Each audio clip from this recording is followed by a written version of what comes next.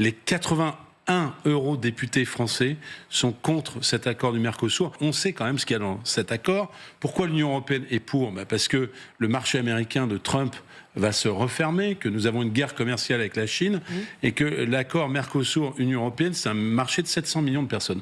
Oui, mais voilà, là où le bas blesse, c'est que c'est un peu, non pas pétrole contre nourriture, mais voiture allemande contre agriculture du Mercosur. Et cette agriculture du Mercosur, c'est quelque chose qui a été négocié avant le pacte vert.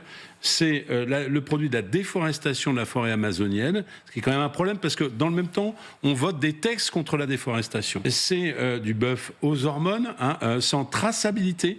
Il n'y a pas le système de traçabilité que nous avons en France après la vache folle. Bref, c'est importé de là-bas, ce qui est interdit chez nous ici. En ce qui concerne la procédure, pour être très clair, normalement, ce texte doit être voté au Conseil à l'unanimité.